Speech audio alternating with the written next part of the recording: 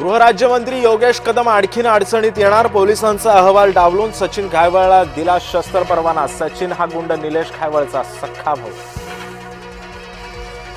कोंढव्यामध्ये दहशतवाद विरोधी पथकाची कारवाई. कोंढव्यामध्ये आक्षेपार्ह हालचाली असल्याची एटीएस कडे खात्रीलायक माहिती. वादग्रस्त कफ सिरप कंपनीच्या मालकाला अटक. कोल्ड्रिफ्टचा मालक रंगनाथन गोविंदन याला अटक. चेन्नई पोलिसांची कारवाई. विमानतळाचं उद्घाटन झालं. पाठीवर नाव कधी लागणार? दिबा पाटील समर्थकांचा सवाल. पंतप्रधानांकडून दिबा पाटीलांचं समर्थन. भारत आणि इंग्लंड दरम्यान आज विविध करार. भारताचे पंतप्रधान नरेंद्र मोदी आणि इंग्लंडचे पंतप्रधान स्टार्मर यांची मुंबईमध्ये भेट. भारत आणि इंग्लंडच्या पंतप्रधानांमध्ये मुंबईमध्ये द्विपक्षीय चर्चा. सरन्यायाधीश जोडाफेक प्रकरणाला आता वेगळंच वळण. राकेश किशोर स्वतःच दलित असल्याचं उघडकीस. सरन्यायाधीशांकडून अद्यापही जोडमार प्रकरणामध्ये तक्रार.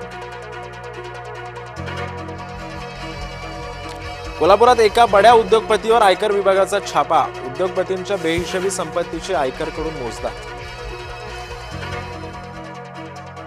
महाराष्ट्र काँग्रेसचा आयटी सेल अजूनही झोपलेलाच. पक्षाच्या वेबसाईटवर अजूनही नाना पटोलेंचेच अध्यक्षपदी असल्याचे फोटोज. हर्षवर्धन सपकाळ यांचा अध्यक्ष म्हणून सुद्धा साधा उल्लेख नाही. पश्चिम उपनगरातून दक्षिण मुंबईपर्यंतचा प्रवास झाला सोपा. आरे ते कफ परेड भूमिगत मेट्रो आजपासून सुरू.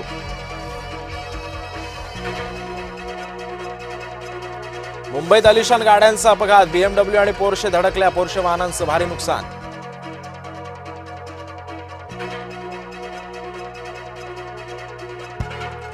हमास आणि इस्रायलमध्ये शांतता करार. अमेरिकेची मध्यस्थी सुफळ झाल्याचा ट्रम्प यांचा दावा. नेत्यांना म्हणतात हा केवळ पहिला टप्पा.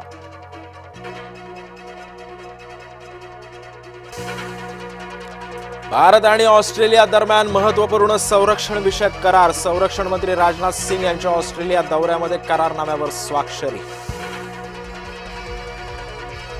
दिलीप खेडकरचा अंतरिम जामीन अर्ज फेटाळला. बेलापूर कोर्टाचा महत्वपूर्ण निर्णय. प्रल्हाद कुमार अपहरण प्रकरणी निर्णय झाल्याची माहिती.